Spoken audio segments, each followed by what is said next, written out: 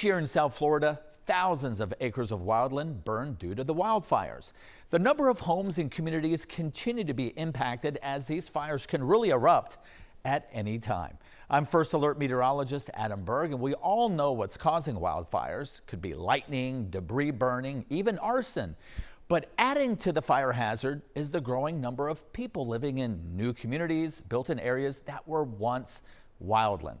The hard truth is wildfires are an essential and really a natural weather event. And because of that, fire protection has now become everyone's responsibility. NBC6 sat down with a fire ecologist to debunk the anatomy of a wildfire and how you can stay protected.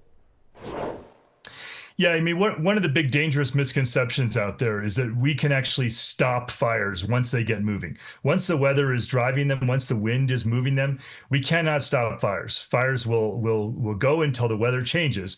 And we need to recognize this because we're spending money on all the wrong things. And it's causing a lot of harm. And instead, we could focus those resources basically helping communities become fire safe so that they don't burn when a fire occurs. But we're not going to stop fires, and we can't. And containment, the percentage of a fire that's suppressed, can change at any moment based on weather. So what does this percentage really mean? Yeah, a lot of people get confused by containment because it's really just an assessment at any moment in time of the fire suppression forces telling you how much of the fire perimeter is just not moving anymore. And oftentimes they'll cut a little fire line, oftentimes just with hand tools. Once the fire's moving, you cannot stop it. That fire will slow and stop only when the weather changes. The temperature will drop, the relative humidity goes up, maybe you get a little rain, the wind dies down. Then the fire will slow and stop, but it's because the weather changed. So finding ways to coexist with natural weather events like wildfires is easier said than done. But protecting communities is a top priority, and there are steps you can take to ensure you are as prepared as possible when a wildfire does occur. Listen to this. Coexisting with wildfires. That's the way we need to think about it because we're not going to stop fires and we can't. What we can do is protect ourselves. It comes down to three things. Number one, home hardening.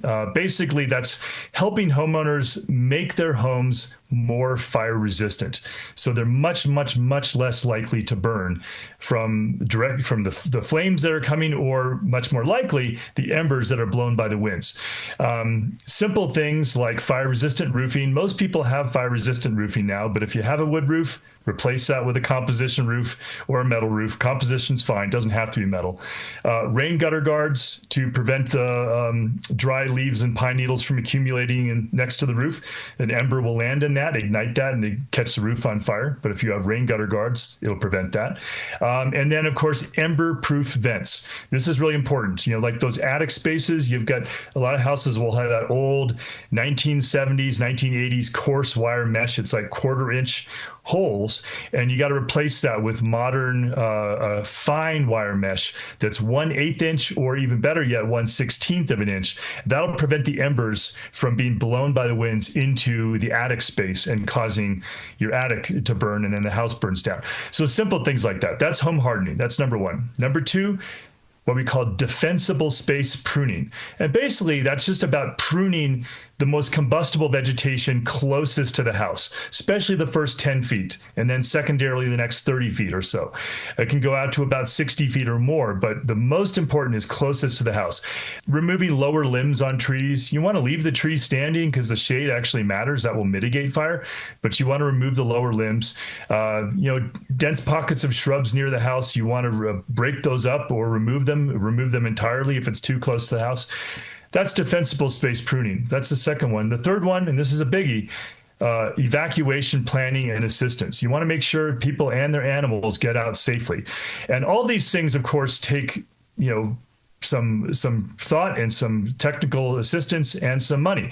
And so what a lot of fire ecologists and wildfire scientists like myself are recommending is that we focus our resources there in helping communities become fire safe instead of backcountry vegetation management and other activities that are not helping.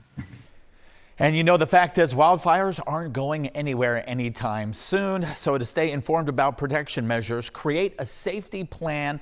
And if you must drive through smoke, sometimes we have no choice.